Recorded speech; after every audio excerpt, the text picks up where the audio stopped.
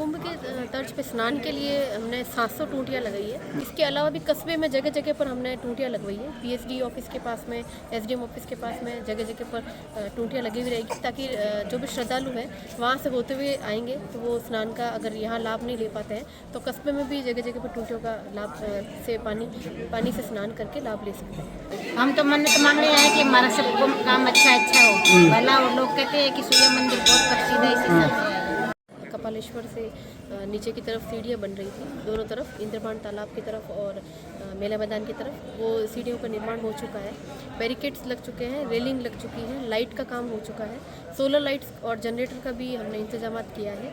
इसके साथ ही सुरक्षा के लिए हमने जगह जगह पर जहाँ पर भी सेल्फी पॉइंट्स हैं या आसपास में खाई है या ऐसा कोई दुर्गम स्थान है, वहाँ पे हमने चिन्हीकरण करके वहाँ पर बैनर पोस्टर लगाए हैं। यहाँ पर लगभग 3 से 3.5 हज़ार के आसपास सरकारी कर्मचारी यहाँ कार्यरत रहेंगे 2 दिनों के लिए।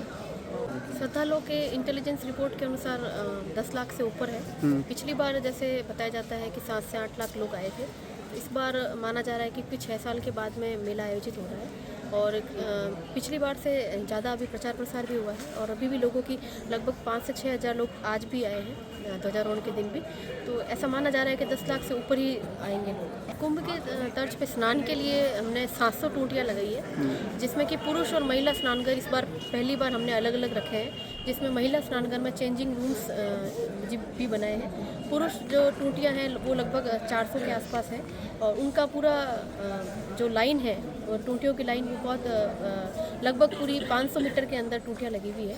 इसके अलावा भी कस्बे में जगह जगह पर हमने टूटियाँ लगवाई है। पीएचडी ऑफिस के पास में, एसडीएम ऑफिस के पास में जगह जगह पर टूटियाँ लगी हुई रहेगी, ताकि जो भी श्रद्धालु हैं वहाँ से होते हुए आएंगे तो वो स्नान का अगर यहाँ लाभ नहीं ले पाते हैं तो कस्बे में भी जगह जगह पर टूटियों का लाभ से पानी से स्नान करके लाभ ले सकते हैं। मैम 2 दिनों में 10 लाख बहुत ज़्यादा क्वांटिटी होगी, किस तरीके से मैनेज रहेगा ये सारा?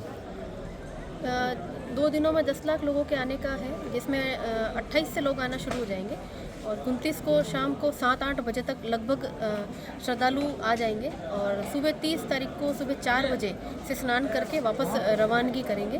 तो इस सब के अंदर हमने लगभग 1500 से लेकर 2500 तक का पुलिस जाब्ता मंगवाया है, जिसमें कि 100 से अधिक सीआई और एडिशनल एसपी और एसपी साहब, कलेक्टर साहब खुद निर्देशन में यहाँ पर हम काम कर रहे हैं।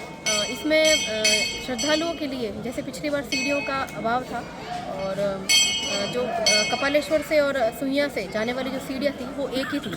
इस बार आने और जाने के रास्ते अलग अलग हैं। मठ के पास में आप अगर देखेंगे तो मठ के पास में जो सीढ़ियाँ बनाई गई है वो सीढ़ियाँ जाने के लिए है और उतरने के लिए सुइयाँ से राजपूतों का वास होते हुए उतरने के लिए सीढ़ियाँ हैं। और अगर हम कपालेश्वर की बात करें तो कपालेश्वर जाने के लिए एक रास्ता तो पहले इंद्रबाण तालाब से होते हुए जाता था और वहीं से वापस आता था। तो जो श्रद्धालु लाखों की संख्या में भीड़ थी तो वो एक बाबूजी के द्वारा बताया गया था कि ये सीढ़ियाँ अलग बननी चाहिए ताकि लोग जाएं और दर्शन करके नीचे उतर जाएं। तो वो सीढ़ियाँ बन चुकी है। कपालेश्वर महादेव जी के मंदिर के दूसरी साइड जो मेला मैदान की तरफ सीढ़ियाँ बनी हुई है। तो इस प्रकार से मठ में एंट्री होने के बाद में सुइयाँ की तरफ जाने वाला रास्ता और उतरने का रास्ता अलग है और कपालेश्वर महादेव जी के मंदिर जाने वाला रास्ता और उतरने वाला रास्ता अलग है।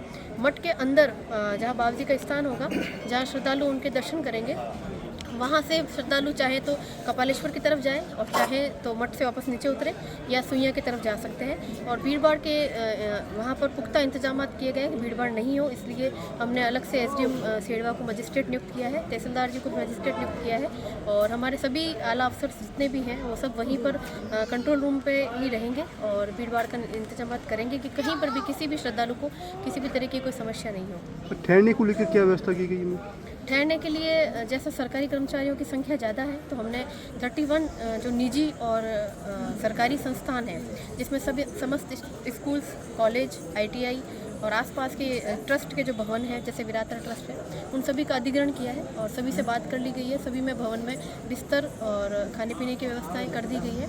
इसके अलावा जो साधु संत महाराज जितने भी आएंगे उनके लिए ट्रस्ट के द्वारा और मठ के द्वारा व्यवस्था कर दी गई है। और श्रद्धालुओं के लिए भी हमने अस्थायी टॉयलेट्स बनाए हैं 500, जिसमें कि वो स्नान से अगर रात को आ जाते हैं तो वहाँ उनके लिए व्यवस्था है। साथ में रहने के लिए यहाँ पे जितने भी हमने भवन अधिग्रहण किए हैं आसपास के उन सभी में हमने बिस्तर और नहाने धोने का सामान रखवा दिया है।